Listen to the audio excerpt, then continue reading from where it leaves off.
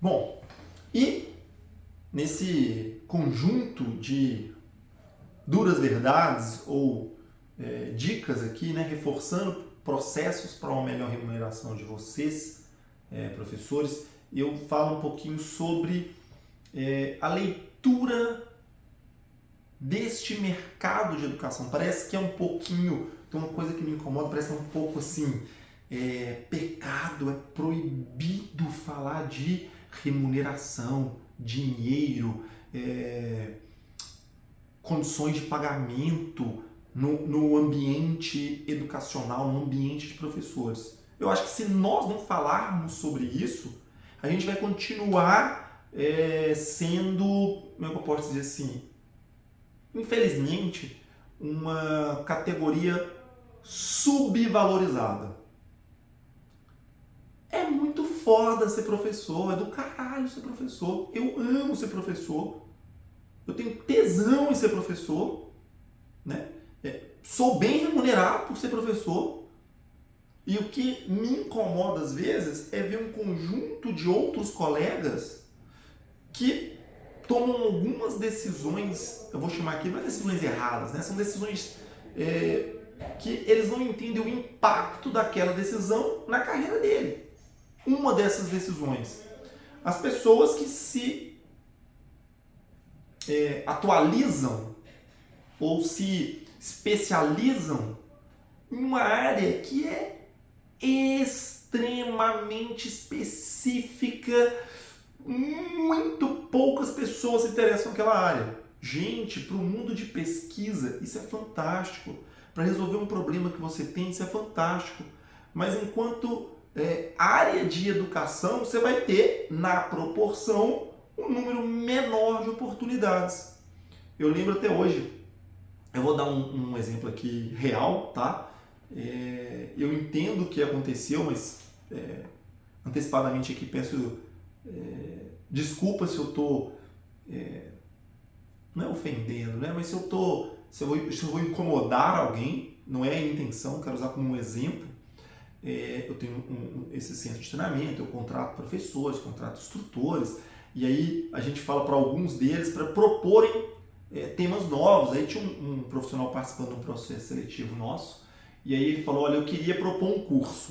Então, eu falei, professor, que legal, sobre o curso, sobre o que você quer propor? Aí ele falou algo tipo assim, o curso que eu queria oferecer é a automatização do processo de roteirização utilizando o plugin X do software tal para ser feito durante a noite, porque não é um horário de rush. Assim. Eu olhei para ele, falei, por que esse tema? Aí ele, porque é a minha área de mestrado. Eu falei, quantas pessoas usam essa metodologia, essa tecnologia que você falou agora? Quase ninguém, eu sou um dos primeiros do Brasil.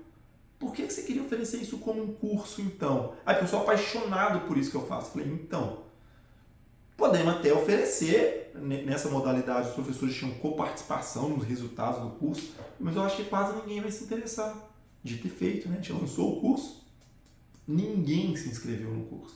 Então, entendam, professores, que quando você até escolhe uma carreira e vai se especializar, que seja a sua especialização, pós-graduação, mestrado, doutorado, e você quer trazer isso para a sua área de ensino e ser um docente, eu sugiro que você entenda que a especialização e profundidade em um tema, que eu acho fundamental e importante, não pode substituir a sua capacidade de ser um profissional que enxerga de maneira horizontal, porque os seus alunos, as turmas que você vai lidar, provavelmente terão mais pontos de interesse diferentes do seu. Então, você não pode, não recomendo isso. Eu lembro, ainda de maneira muito clara, quando eu fui iniciar minha carreira no ensino superior, o ano era 2005, se eu não me engano, eu estava 2005, 2006, eu estava acabando de sair da graduação e aí surgiu uma oportunidade para eu ir dar uma disciplina. E aí eu participei lá de um processo, fui aprovado, né, aula teste, banca e tal, fui aprovado pela coordenação para dar aquela disciplina. E aí a disciplina era uma que eu tinha tido na minha graduação. Eu fiquei muito feliz, né? Eu diria assim, eu dei uma aula que eu estava muito preparado para ela. Passei no processo seletivo. Quando eu estava para assumir a turma, o coordenador me chamou e falou comigo assim, então, Júlio, você foi aprovado na disciplina, parabéns e tal. Só que isso, tive que mexer aqui na grade e eu preciso que esse novo professor que vai ser contratado dê outras 2 disciplinas, um total de 3. Né? Te gostou da sua postura didática em sala de aula? Gostou? Você foi aprovado. Só que ao invés de assumir essa disciplina, eu gostaria que você assumisse 3 disciplinas. Disciplina A, B e C. A disciplina B, eu também tinha tido na minha graduação, gostava dela, eram disciplinas correlatas, né? Não eram coisas assim, campos de conhecimento completamente diferentes. Só que a disciplina C, X, eu nunca tinha tido na minha vida. Eu não tinha tido na minha graduação. Lembro, a disciplina era exatamente Geografia Cultural. E eu não tive Geografia Cultural na minha graduação. Eu tinha acabado de formar na graduação, estava entrando no mestrado, não tinha disciplina de Geografia Cultural no mestrado. E eu, desesperado, falei com ele assim, olha, eu agradeço, mas eu tenho muito compromisso com a qualidade do meu conteúdo, com o que eu vou trabalhar. Eu só aceito as 2 primeiras disciplinas. Eu agradeço muito e eu vou negar a 3ª disciplina. O coordenador riu, né? Um senhor já com muita experiência. Riu, eu falei, professor Júlio, você está começando agora a carreira, não tá? Eu falei, tô. Deixa eu te contar uma coisa. A grade está toda fechada. Eu preciso de um professor que pegue as 3 disciplinas. Se você não puder pegar as 3 disciplinas, eu vou agradecer e vou chamar outro candidato. E eu entendi que era um tudo ou nada. Eu então aceitei por sabedoria, né? Precisava trabalhar, precisava daquela renda. E liguei para o meu orientador à época, né? E liguei para ele desesperado, depois que eu saí dessa entrevista, falei, para o orientador e tal, do mestrado, né? Falei para ele assim, onde que eu me matriculo para fazer um curso dessa outra disciplina? Onde que tem uma pós em outra faculdade?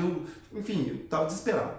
Aí ele virou para mim e falou o seguinte, Júlio, que dia que você vai deixar de ser aluno e vai virar o seu próprio professor?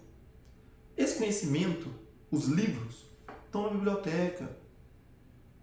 Na época a internet não estava assim tão popular, não. Mas você também acha esse conteúdo nas redes sociais, na internet. Você não precisa, né, sempre ter alguém te ensinando, alguém que eu falo matriculado em um curso e um professor te ensinando para você aprender. Seja seu próprio professor e amplie sua base de conhecimento nesse momento.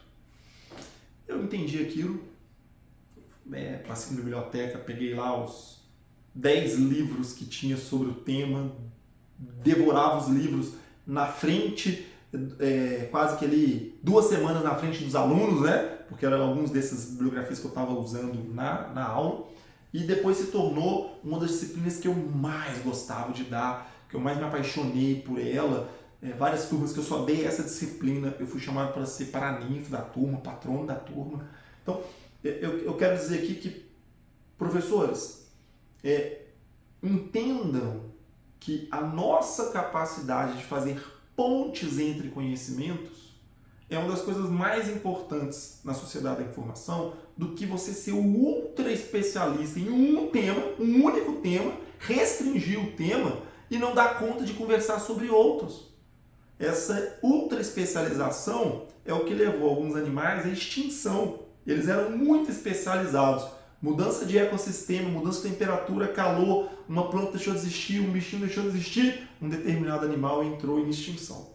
Então, dica, né? A gente vive um momento do homeschooling, a gente vive um momento de professor podendo dar aula particular, a gente vive um momento de professores dando aulas online e podendo estar gerando conteúdo para um conjunto de instituições. Se apodere desse momento, professor. Não é ser um generalista. Você tem que ter áreas de segurança, áreas de profundidade que você se atualiza, mas não seja uma pessoa muito fechada, muito especialista, porque você vai reduzir fortemente as suas possibilidades. E as instituições de ensino, ou os alunos, querem fazer pontes entre conhecimentos, tá bom? Então, fica aqui essa dica. Escolha isso a uma, duas, talvez 3 áreas que você consegue descer o nível da conversa, ou melhor, subir o nível da conversa, né? Muito bem, mas não perca de vista as pontes e as novas áreas de conhecimento, ok?